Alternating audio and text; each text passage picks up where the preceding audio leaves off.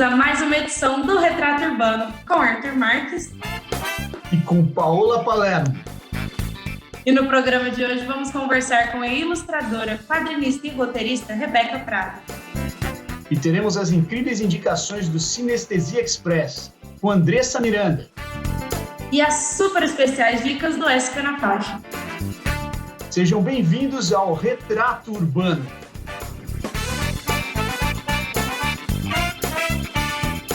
E aí, Arthur, tudo pronto para mais um programa?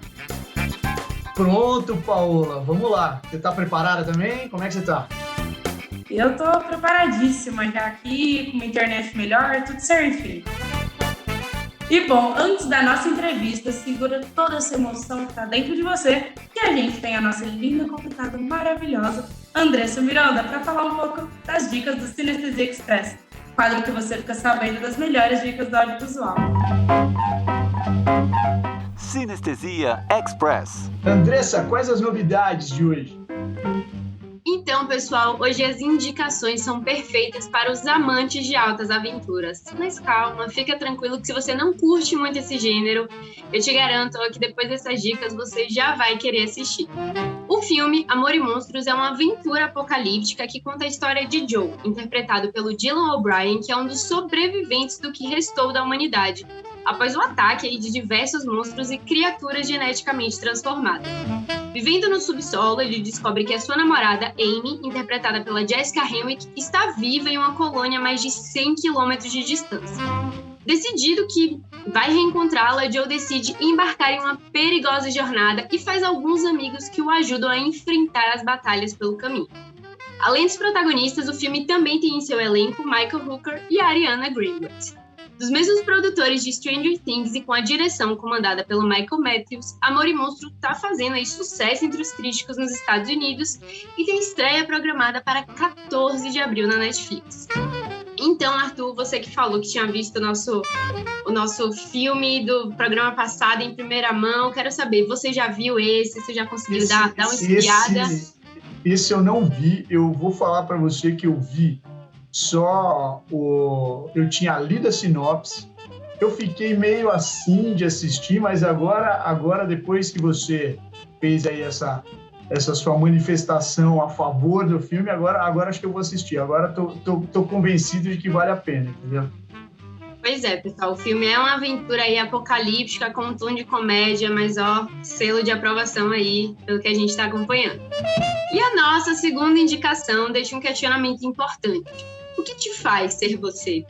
Essa pergunta aparece no filme Soul, a nova animação da Pixar. O filme conta a história de Joe Gardner, um professor de música do colegial que sempre sonhou em ser um grande músico de jazz. Quando finalmente tem a chance de realizar o seu sonho, Joe sofre um acidente que faz com que a sua alma seja separada do seu corpo e transportada para um centro, no qual as almas se desenvolvem e ganham paixões antes de serem enviadas para um recém-nascido. Joe deve trabalhar com 22, uma das almas em treinamento que tem uma triste visão da vida depois de ficar presa por anos no centro, evitando seguir para a Terra. E, pessoal, a gente sabe que a Pixar tem um histórico de produzir filmes incríveis, tudo bem que eu sou um pouco suspeita para falar, mas com Soul não é diferente. A aventura animada, estrelada por Jamie Foxx e Tina Fey, é uma emocionante história de autoconhecimento e coragem, que nos leva às lágrimas muitas vezes durante o filme. Soul está disponível no Disney Plus e concorre a 2 indicações no Oscar esse ano, como melhor filme de animação e melhor trilha sonora original. Essa é uma excelente escolha para aproveitar o fim de semana, já vai preparando sua pipoquinha e aperta o play. E agora, minha pergunta vai para Paola, que eu sei que é fã de animações. E me fala, você já assistiu Soul? O que você achou? Dá sua opinião aí pra gente. Eu já assisti, eu acho que é uma indicação incrível, que todo mundo tem que ver esse filme. Esse filme é muito bom. Chorei horrores. Amo a trilha sonora, baixei no mesmo dia. É muito bom, gente. Todo mundo tem que assistir. Sério, esse tem selo de aprovação, com certeza. Esse eu vi, eu gostei também. Me diverti ali, a trilha sonora é excelente, que nem a Paula falou. Muito bom. Nossa, pois é, pessoal. Você também chorou, Arthur? Oi? Você também chorou com o filme, Arthur? Não, também aí é demais pra mim. Eu sou meio coração de pedra com essas coisas. Chorei não. Arthur não mas tem eu coração. sorri, eu dei risada. Essa é a conclusão que chegamos. Dei risada. Paola, mas eu chorei, eu amo, acho que assim, arrisco dizer que é uma das minhas animações aí favoritas da Pixar. Então, pessoal, vocês viram aí que hoje só tem filme de qualidade, já termina de assistir o nosso programa e vai correndo pro sofá, colocar aí os filmes em dia. E é isso, hoje o Sinestesia Express fica por aqui, acompanhe o resto do nosso programa e a gente se vê na próxima semana. A nossa queridíssima convidada de hoje é a artista Rebeca Prado.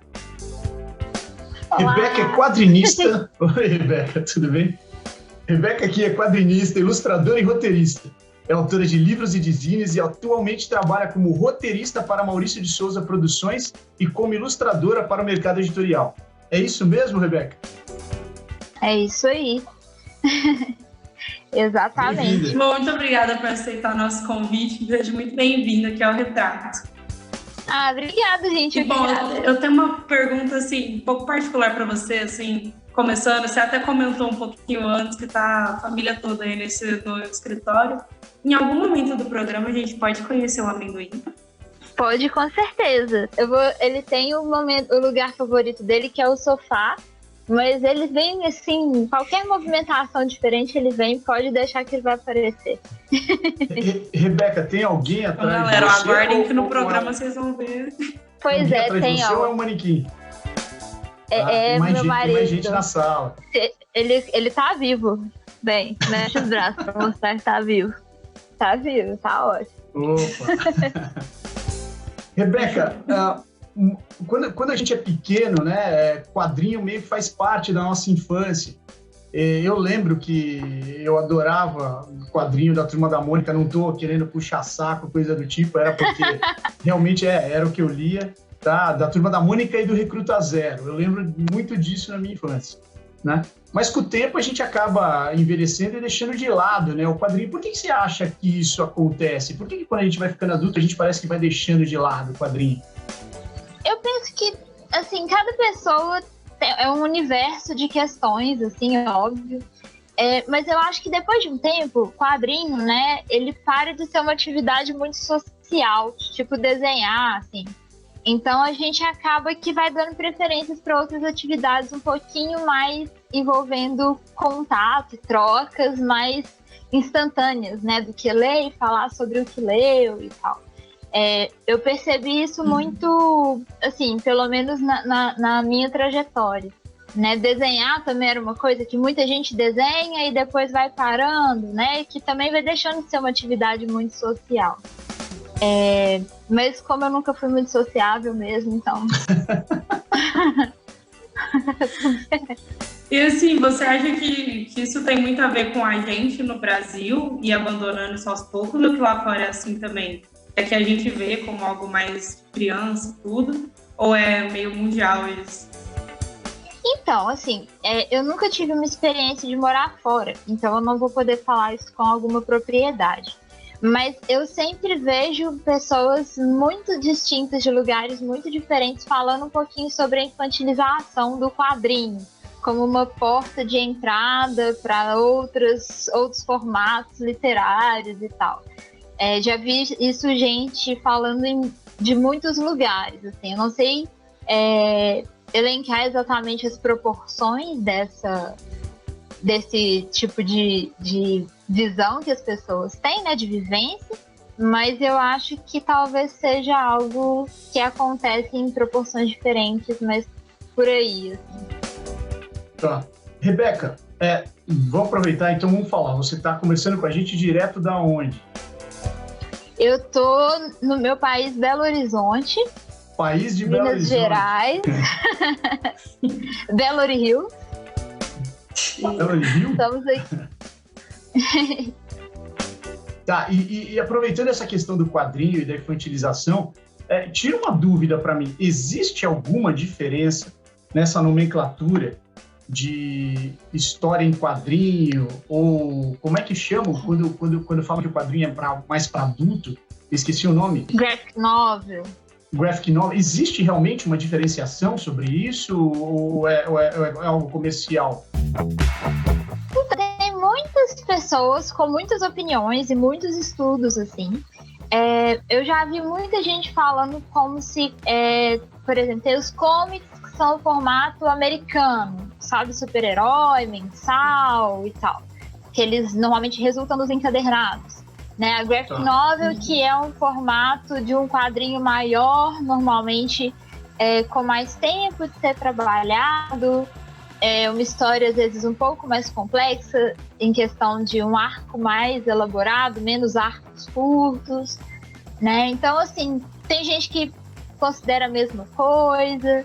Então, eu acho que pode ser legal, às vezes, pensar sobre essas diferenças de formato, né? Mas usar a nomenclatura que funciona melhor, assim, para você, no caso, né? Se você quiser abordar. Mas, normalmente, quando eu vejo as diferenças apresentadas em estudos e por colegas e matérias que eu tive na faculdade, por exemplo, foram principalmente essas. Tá, antes da Paola fazer a pergunta, eu vou só complementar aqui. Para você, existe diferença ou não? Eu chamo de quadrinho, sabe? Tá bom. Eu particularmente estou de boa com quadrinho, eu acho que eu fico muito confortável de chamar tudo de quadrinho. Inclusive, os meus trabalhos, né, mesmo de tirinha, mais longo, isso, aquilo, se quiser chamar tudo de quadrinho, tá tudo certo por mim. Mas eu acho que a título de pesquisa e estudo, às vezes eu gosto de passar essas, né, quando eu dou aula, por exemplo, passar um pouquinho dessas possibilidades, né, para os alunos, porque eles podem fazer um bom uso disso em algum momento. Perfeito. E para você, assim, atualmente no Brasil, quais são os seus maiores desafios como quadrinista? Bom, assim, sempre existe o desafio financeiro, que eu acho que ele é uma questão, porque de uns tempos para cá eu tenho sentido muito mais necessidade de me inserir no mercado, às vezes sendo muito produtora de conteúdo e menos quadrinista mesmo, sabe? Então, de ter que ficar atualizando feed, postando coisas, produzindo coisas, assim, para poder alimentar essas redes. E às vezes não ter muito tempo de me afastar um pouco disso e de fato produzir, sabe? Isso é uma questão. Outra questão que eu acho também é o cenário de pandemia, né? Ele tem um impacto grande assim, nas nossas adaptações. Felizmente, eu sou uma pessoa muito, muito, muito privilegiada que eu já trabalhava em casa, eu vi poucas mudanças, né, na minha rotina, principalmente. E eu tenho um ambiente muito propício para trabalhar. Aqui em casa a gente é muito tranquilo, a gente conseguiu achar um lugar confortável. Mas nem por isso tá super de boa o tempo todo, né? E a questão financeira, porque ainda é um mercado difícil de saber exatamente o que você vai fazer para ganhar dinheiro nele, sabe? Então, enfim, viver das suas vendas, você vai fazer um apoio-se, você vai trabalhar para editora, sabe? Eu acho que a gente acaba tendo que pulverizar um pouco nosso foco, assim, para ter fontes de rendas distintas, porque a gente ainda não sabe exatamente como ganhar uma renda, sabe, estável. Isso eu falo quadrinista pequeno, né? Quadrinistas maiores, obviamente, eles estão atendendo a outras demandas, mas uma renda estável para a gente olhar e falar assim, ok, vivo de quadrinhos, sabe? Então eu acho que isso são vários desafios, assim, que eu particularmente posso falar mais por mim. Eu acho que cada pessoa vai ter desafios muito diferentes, que vão desde conseguir material para produzir, né? Ter uma papelaria onde mora, coisas assim, a realmente conseguir conciliar, sabe, um trabalho registrado lá de CLT e tal, que você trampa numa coisa e produz quadrinho em outros horários. Então, acho que os problemas são muitos, assim. Eu posso falar mais pela minha experiência nesse sentido. Até porque você, no seu próprio quadrinho do Navio Dragão, você fez ele a partir de uma vaquinha online, né? Tanto que conseguiu arrecadar até para fazer uma outra coleção. Então, você assim, bastante bagagem disso para falar. Foi difícil isso para você, essa divulgação? Conseguir, a partir do seu público, conseguir fazer quadrinho? Eu sou uma pessoa que eu tenho muitos problemas com essa parte de gerenciamento de redes, assim. Eu não sou muito de me expor, eu não sou muito showwoman, sabe? De chegar lá e falar e postar. E isso foi uma questão que eu tive que aprender um pouco, não aprendi muito, admito. Mas eu fiz 2 campanhas de financiamento coletivo pontual, uma pro Navio Dragão, uma pro Baleia 3. E eu tenho agora um financiamento recorrente, né? E em todos eles eu precisei trabalhar e ainda preciso questões de divulgação, né, e tal. Isso pra mim foi um pouco desafiador, sim. Assim, eu ficava tentando entender melhor os horários para postar, na época em que o algoritmo ainda era mais previsível, né? Porque foram 2015, 2016, esse tipo de coisa. Mas eu admito que eu ainda preciso muito de ajuda de amigos que entendem mais para quando eu vou fazer divulgação, quando eu vou me planejar nesse sentido. Rebeca, quando a gente é pequena, a gente meio que se imagina no futuro, assim, tem aquelas profissões, tem gente que quer ser astronauta, jogador de futebol. Eu lembro que eu uma vez eu quis ser detetive, né? Você se imaginava quando pequena querendo ser quadrinista, assim, ser desenhista, viver disso? Não, jamais. Inclusive, eu descobri que isso era uma profissão adolescente, assim. Na verdade, eu queria muito ser astronauta. Muito. Ah lá, tô falando. Aí, a gente quer ser astronauta. Eu descobri que astronauta era difícil, aí eu queria ser astrônoma. Falei, show, astrônomo dá. Aí eu descobri que eu precisava de um pouquinho mais de malemolência em exatas. E aí eu falei, acho que não. Minha mãe é professora de matemática, desculpa, mãe, mas assim, eu falei, não, exatas talvez não seja. E aí, durante muito tempo, eu ficava entre trabalhar eu fazer filosofia, tinha muita vontade, jornalismo, e pedagogia também, que eu gostava muito de dar aula. Né? Mas no vamos ver, assim mesmo, no terceiro ano, eu tava muito mais entre filosofia e jornalismo. Mas você já desenhava? Desenhava. E aí, quando eu tinha uns 16 anos, minha mãe me colocou num curso de desenho, porque eu desenhava muito, assim, e eu era muito quietinha, muito introvertida. Você lembra quantos anos você tinha quando fez o primeiro desenho, assim, chamou a atenção dos outros, ou... Não, eu desenhava muito, assim. Eu sou filha única, então você tem poucas coisas pra fazer quando você é filho único, sabe? E, tipo, jogo, você vai jogar jogo com quem, sabe? Então eu fazia muito 2 coisas, que era brincar de boneca e desenhar. E aí, com as bonecas, eu gostava de inventar história e tal. E aí, eu gostava de desenhar minhas bonecas, muitas vezes. Então... eu fazia muito isso, assim. Mas eu não lembro. Eu desenhava muito. E com 16 anos eu lembro que eu era tipo a menina que desenhava na sala, sabe? E aí em algum momento minha mãe me colocou na casa dos quadrinhos. E com 16 anos, e aí eu comecei a entender que aquilo era uma profissão. Pessoas ensinavam aquilo. Pessoas viviam daquilo, faziam desenhos e ganhavam dinheiro pelos desenhos, sabe? E isso pra mim era uma coisa que era inconcebível, eu não sabia que isso existia. Mas eu ainda não sabia exatamente o que eu tinha que estudar para fazer isso. Então eu fiquei meio na dúvida. Aí quando chegou no terceiro ano, eu tava naquela filosofia de jornalismo e tal.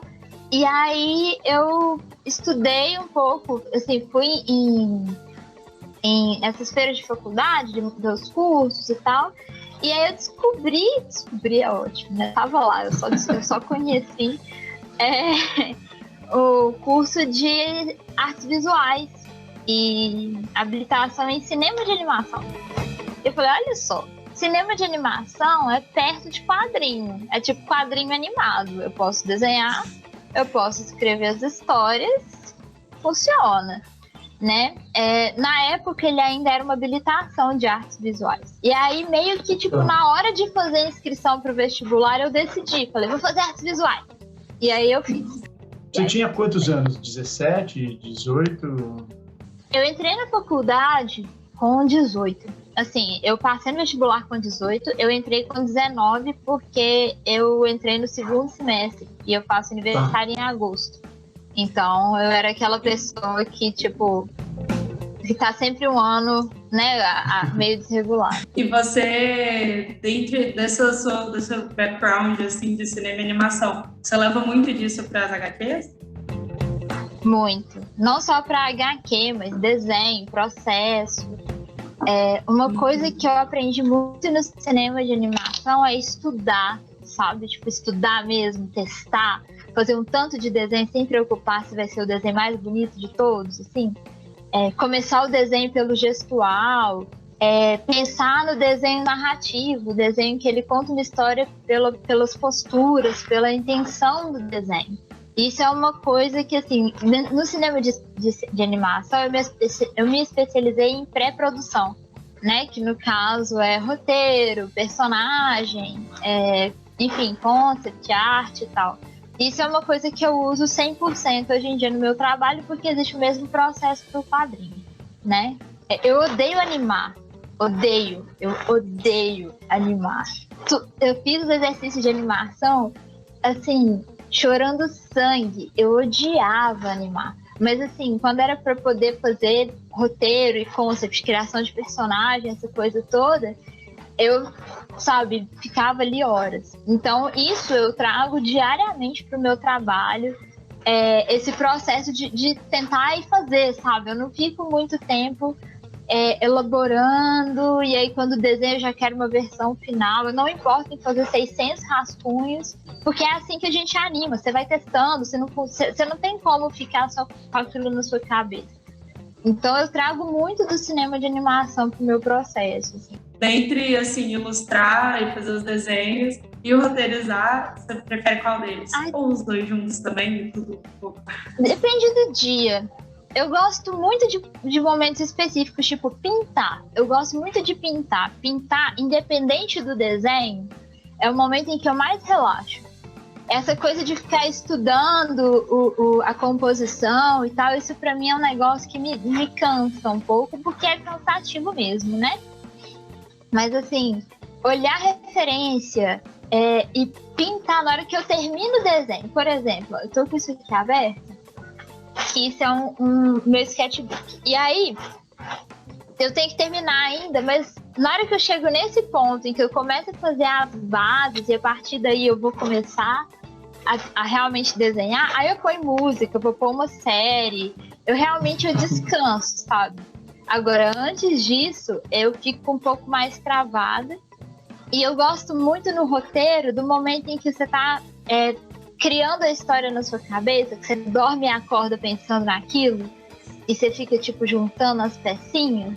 E você, tipo, tá, às vezes, sei lá, vendo televisão e fala, nossa, essa cena. Aí você vai e monta a cena, né? São os momentos que eu mais gosto na ilustração e no roteiro, né? Então, assim, eles juntos e separados, pra mim, tanto faz. Eu gosto muito desses dois momentos. Tem coisas que eu não curto fazer, tipo, essa composição inicial, até começar a pegar o ritmo, eu fico com um pouco de preguiça, admito. E é isso, eu acho. Tá. Eu vou fazer uma pergunta, talvez seja controvertida aqui. Muito artista, né, acaba não tendo uma formação acadêmica tradicional. Uhum. Então eu queria saber para você o quanto foi importante a sua formação em cinema de animação no trabalho que você exerce hoje. Eu digo a parte teórica, a parte mais de conteúdo, se isso realmente contribuiu, não contribuiu, o que você lembra, se tem algum professor que você guarda, alguma matéria que você gostava mais, né? Então, a faculdade foi um momento muito difícil para mim, porque eu, na verdade, eu não fiz faculdade de cinema de animação, eu fiz Belas Artes e uma habilitação, especialização em cinema. Então, o ambiente da Belas Artes, ele não me comportava muito bem, porque eu tinha muitas questões, assim, eu queria muito trabalhar com o que eu faço hoje, uma coisa de um narrativo mais figurativo mesmo, quadrinho, eu gosto de filme super-herói, eu gosto de, enfim, eu não era muito a vibe, às vezes, muito clássica, assim, tradicional. Clássica, ou então fazer umas experimentação muito, sabe, eu entendia a importância e eu fazia, mas eu não sentia que aquilo ali funcionava para mim como processo. Eu fazia porque eu era muito disposta, assim, em algum nível. Eu tentava, e eu era muito tímida para falar quando eu não era disposta. Então eu tentava fazer ali o melhor que eu podia dentro do que eu queria fazer.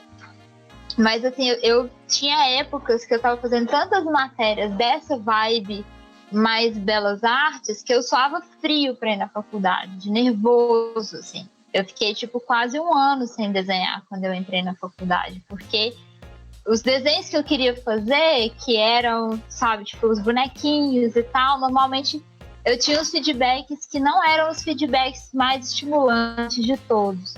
Então eu tive essa questão, mas aí quando eu entrei na habilitação, isso mudou um bocado, assim. E aí eu comecei a me sentir mais pertencente, porque as referências eram mais próximas das minhas, os professores, eles entendiam melhor os meus processos.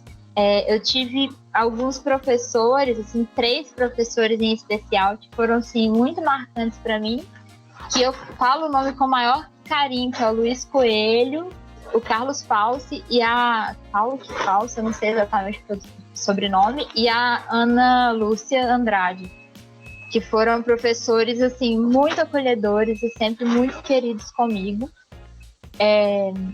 O Luiz e o Kaká, inclusive, foram... o Luiz foi meu orientador, o Kaká foi minha banca. Então, nesse momento, eu comecei a me sentir um pouco mais acolhida e comecei a ficar um pouco mais confortável em pesquisar mais. E aí, eu comecei a ter cada vez mais conteúdo legal e mais troca que me são caras até hoje, assim, tanto para dar aula quanto para produzir.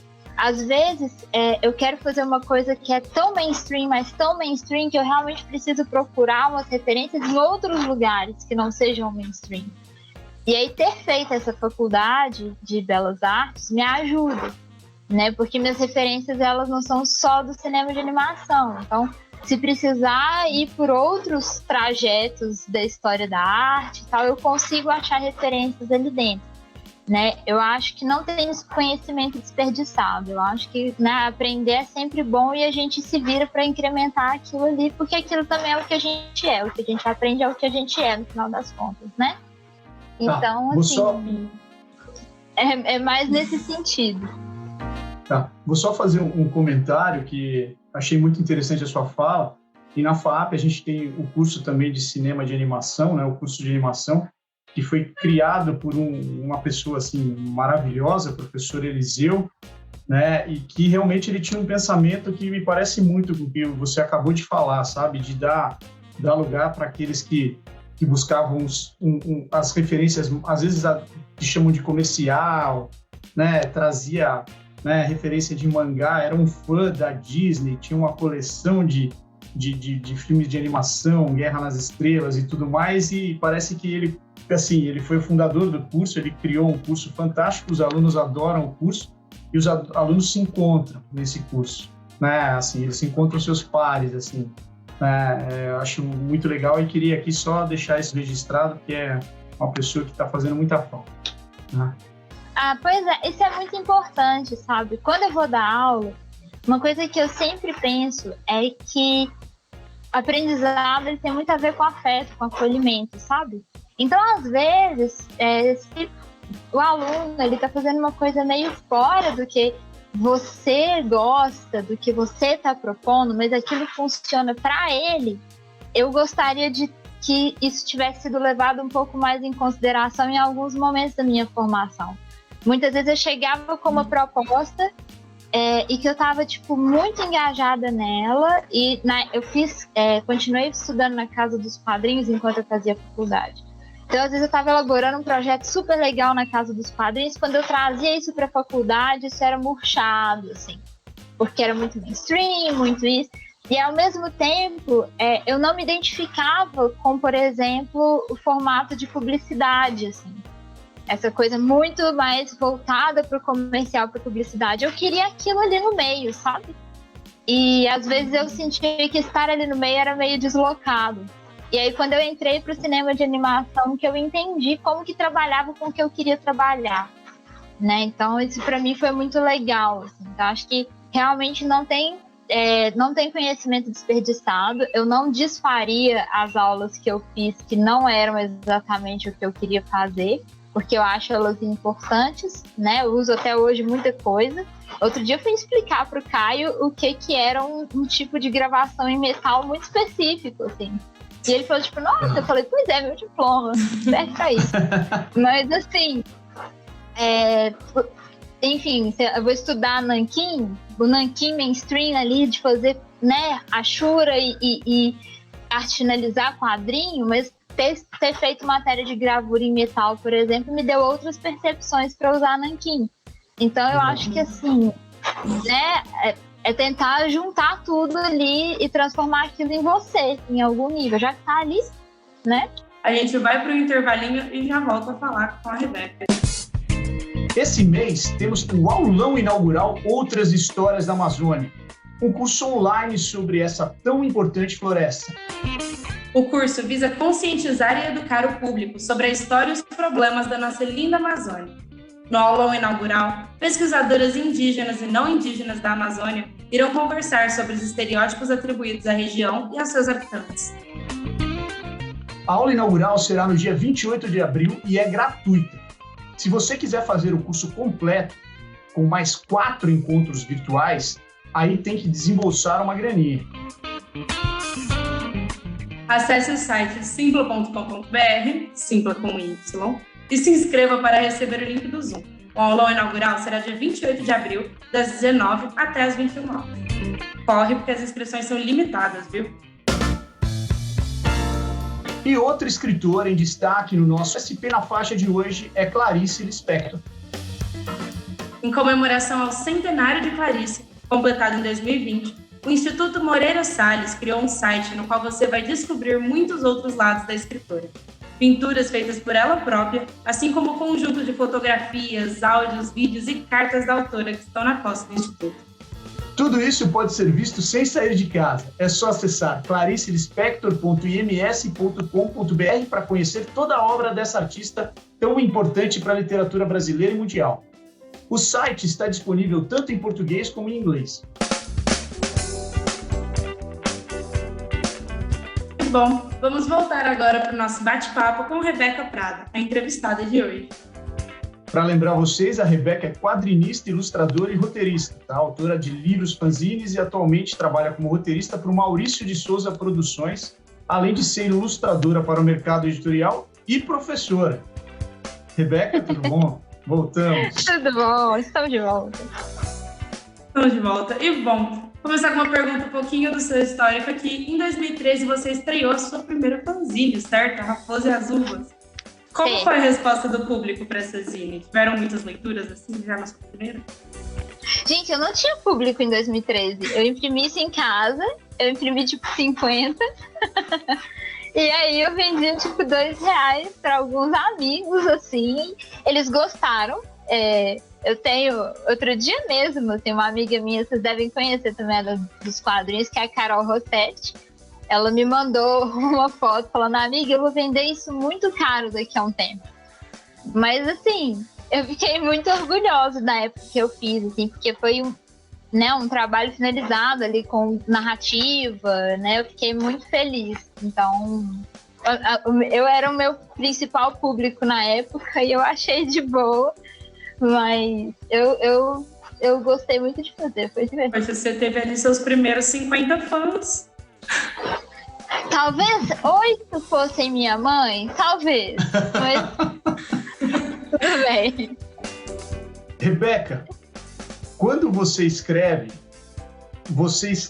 primeiro para você, já que você falou que você estava fazendo uma coisa ali para você e tal. Como é que é isso? Nesse processo de fazer os fanzines ou as suas HQs, quem é a primeira pessoa que você pensa? Então, depende. Por exemplo, eu tenho um processo de escrever muito diferente para fazer quando é uma demanda para outra pessoa, que eu sei que é para outra pessoa, tipo para MSP, e quando é o meu trabalho autoral, né? Eu consigo ter processos diferentes, né? A gente vai criando essas soluções também, até para desenhar e tal. Então, quando eu estou escrevendo para MSP, eu sempre penso no seu Maurício, assim, na turminha, e sabe, tipo, será que ele vai ficar orgulhoso de mim com essa história? E aí eu penso sempre em respeitar o universo ali proposto, né, e tal. E aí em realmente colaborar com a proposta. Aí eu vou falar um pouco mais do meu processo pessoal, que ele é um pouco diferente, assim. Que seu ele processo já autoral. Porque ele, na verdade, eu tenho um grupo comigo mesmo no Telegram, e às vezes eu me mando mensagens que a Rebeca do futuro vai ver e falar assim, nossa ideia é boa, então, nossa, o que você tava pensando, sabe? E aí, é isso. Não, Caio tá aqui de prova, que vira e mexe, a gente tá numa conversa, ó, vou mandar isso aqui pra mim mesmo no Telegram, que vou lembrar isso depois. Faço isso direto. E aí, normalmente, eu pesquiso muito. A pesquisa é uma coisa muito essencial no meu processo de escrita, o que é muito doido, assim, porque eu fico muito segura quando eu consigo pesquisar. Como é que funciona essa pesquisa? Ela vai desde uma pesquisa imagética e pictórica mesmo, da estética que eu quero para coisa, né? Até eu realmente pesquisar os elementos, os tropos que eu quero usar. Então eu vejo onde isso foi usado em vários lugares, como que isso é apresentado em diversas culturas, mitologias, etc, etc. Converso com pessoas que entendem. A pesquisa, para mim, ela é um processo muito sério, que eu levo muito a sério, e que ela me gera muitas anotações, que normalmente vão virar coisas depois. Então, links, coisas que eu salvo, trechos de coisas, eu vou montando isso. E a partir daí, normalmente, eu elaboro uma pequena premissa, né? E eu vou desenvolvendo essa premissa. O meu processo de fazer o roteiro mesmo, depois que eu tenho o argumento, assim, que é um argumento que eu faço primeiro para mim, aí eu compartilho ali com pessoas muito próximas, tipo o Caio, e mais umas 2 amigas, assim, que eu consigo trocar uma ideia, que elas entendem um pouco mais desse processo de roteiro e tal, né? E aí eu tenho esses feedbacks, eu dou uma trabalhada. Quando eu vou fazer o roteiro, aí é um negócio muito doido, assim, porque eu escrevo os roteiros pelos diálogos. Então, por exemplo... Como é que é? Você começa pelos diálogos, é isso? É isso. É tipo assim, ó. Eu faço... Deixa eu ver se eu consigo mostrar. Eu tenho aqui um layoutzinho de página só, não tem nenhum desenho, tá vendo? Tem os números. E eu escrevo os diálogos aqui do lado. E aí, a partir daí, eu sei mais ou menos o que eu vou fazer. Quando é para MSP, como os personagens, eles já têm ali uma proposta, um design, um jeito de usar, eu nem faço layout. Quando é para mim, aí eu faço uma vibe que ela é mais... cadê? Que ela é mais assim, ó, aqui. Que ela tem já, tipo, uns personagenzinhos, ele só pra eu ver um enquadramento bem basicão. E aí, daí pra frente, eu já vou direto pra página. Então, ele é um processo que ele é muito pra mim. O processo de pesquisa e elaboração do argumento eu compartilho. Mas esse processo de quadrinização mesmo da coisa, ele é muito pra mim. Eu faço, ele funciona na minha cabeça. Quando eu ensino roteiro, eu ensino outra coisa. Eu falo pros meus alunos, eu falo, olha... Faço o que eu digo, não faço o que eu faço, né? Ou então faço o que vocês quiserem, porque eu acho que, enfim, se funciona para você, funciona, sabe? A melhor ferramenta é que você sabe usar. E eu faço questão de mostrar que o meu processo é muito diferente desse processo sempre. Eu faço o roteiro e tal. Obviamente, a gente precisa saber fazer. E esse seu processo já te levou, assim, para muita coisa, né? Porque o próprio Navio Dragão já teve um reconhecimento internacional da Gayle Simone, né? Que é a roteirista da DC Comics, da Vida Rapina, Mulher Maravilha. E, nossa, quando eu li lá as coisas do tweet que ela falou sobre você, eu fiquei só imaginando o que passou na sua cabeça desse seu processo tão único ser reconhecido por tanta gente. Nossa, a Gayle foi um negócio muito louco, assim. Foi o dia que eu achei que eu fosse infartar, sei lá. Porque eu tava no FIC aqui em BH, e aí eu ia mediar a mesa dela. E aí eu cheguei atrasada, eu cheguei muito esbaforida, assim, toda carregando uns trem, derrubando tudo. Aí eu cheguei, e aí na hora que eu tava entrando, eu olhei o meu celular só pra dar aquela checada, e uma amiga minha, que é a Rebeca Puig, ela tinha comentado num grupo que a gente tem, falando tipo, Bequinha, a Gayle Simone tava falando de você no Twitter. Só que eu não vi, porque na hora, tipo, me falaram, tipo, você tem que entrar. Eu falei, bom, eu vou entrar. E aí, na hora que eu sentei, aí todo mundo foi se apresentando, eu era a última. E aí eu me apresentei, aí eu só vi a cabecinha dela, falando, oh, you! Aí eu fiquei, tipo, ela falou de mim, ela tá tendo. E aí, acabou a mesa, né? E aí, obviamente, todo mundo juntou nela. Eu falei, beleza, tive aqui meus 30 segundos de trocar olhares com a Gayle Simone. A gente teve uma conversa telepática ali. Eu tô satisfeita com isso, eu posso morrer feliz, é isso aí. Voltei pra minha mesa. E só que antes de voltar pra minha mesa, eu passei pra pegar, tipo, um pão de queijo, assim, alguma coisa. E na hora que eu cheguei na mesa, o pessoal tava tipo, a Gayle Simone veio aqui. Ela veio pra te conhecer. E aí eu fiquei tipo... perdi, né? Ok. Aí, no outro dia, ela chegou lá. E ela veio falar comigo que leu e que leu algumas histórias e tal. E que ela tinha um exemplar. E pediu pra eu assinar e tal. Obviamente, eu tipo... sure, peguei, assinei. E quando sai, minha muleira tava quente, minhas pernas estavam moles. E aí foi isso, assim, foi muito engraçada a situação. Não era essa a pergunta, mas é sempre uma história engraçada, ligeiramente vexatória mesmo. Eu gosto dela. E a Gayle é ótima, a gente se fala até hoje. Rebeca, a que você atribui esse sucesso do Navio Dragão? Assim, como é que funciona também o mercado editorial para publicar uma história em outra língua? Tem uma adaptação? Não tem? Né? Então, ele não foi publicado em inglês, na verdade. A Gayle, inclusive, ela passou a madrugada traduzindo no Google Tradutor, no Navio Dragão. E ela me mostrou o exemplar dela com todo escritinho, assim, no canto.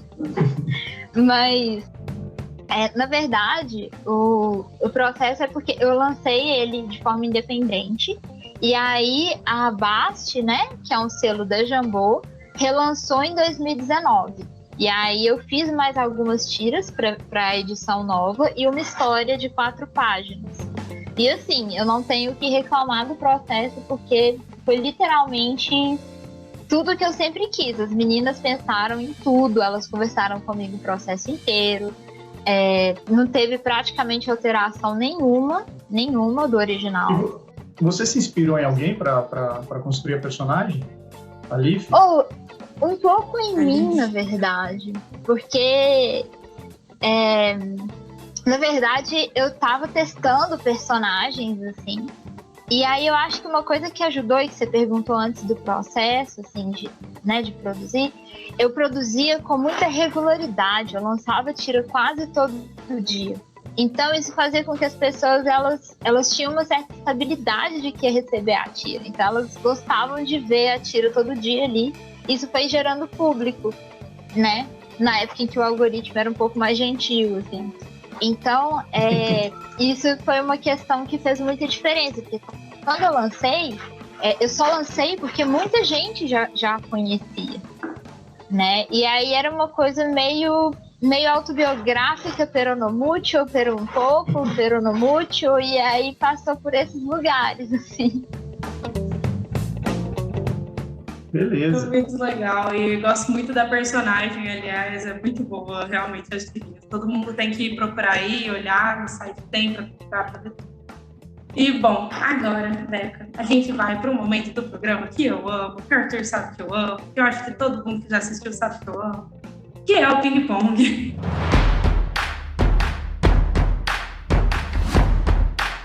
A gente vai fazer uma série de perguntas rápidas, bate e volta, assim, pergunta e resposta, sem pensar duas vezes. Revezando eu e o Arthur, a gente vai fazendo um de cada vez e vai dar certo, vai ser ótimo. Ok, vamos lá, vai dar certo. Vamos lá, preparado, Arthur? Eu vou começar, tá bom? Vai lá. Bom, Mônica ou Cebolinha? Cebolinha. Floquinho ou Bidu? Floquidu. Eu adoro cachorro, eu gosto de todos. Pode ser Floquinho, porque é cebolinha. Aqui. Lápis ou tinta? Tinta. Pokémon favorito? Pikachu, eu coleciono Pikachu, você me Você respeita. coleciona Pikachu? Sério? Coleciono real. Eu posso mandar fotos, eu tenho muito. A gente aceita, a gente coloca na edição. Uma música para escutar enquanto você desenha. Eu gosto muito de ouvir punk cigano, juro.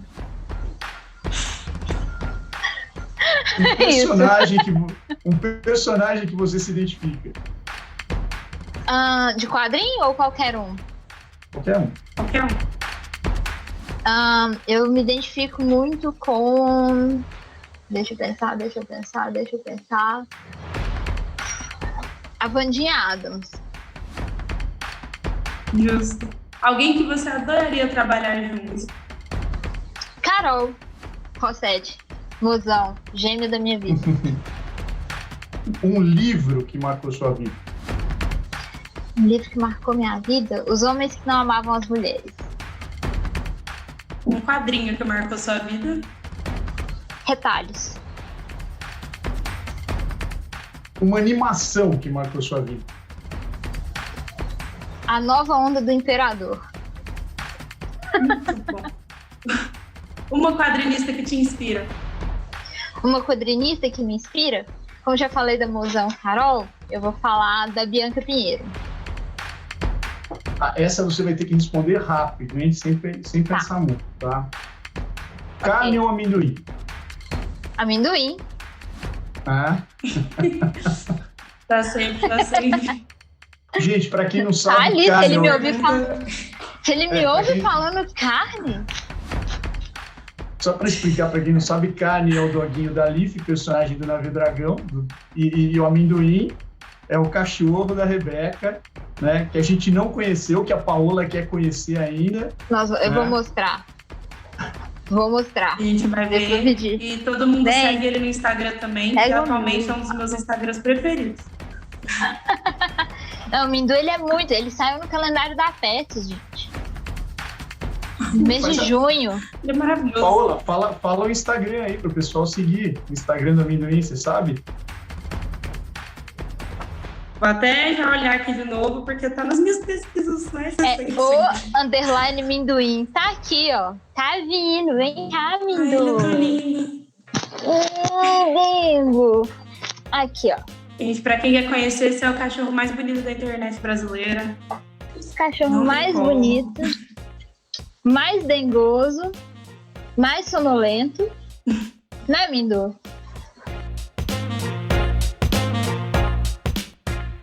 Rebeca, a gente infelizmente tem que encerrar, né? A Paola vai fazer a última pergunta para você. Vai ser imagem maravilhosa dos dois na tela. A gente quer saber, assim, para o nosso público que quer trabalhar com quadrinhos, que quer trabalhar com ilustração, que dica você dá para quem quer fazer isso? A mesma dica que o Neil Gaiman deu uma vez, e que eu acho muito sensata e lúcida, e que é muito sobre comparecer.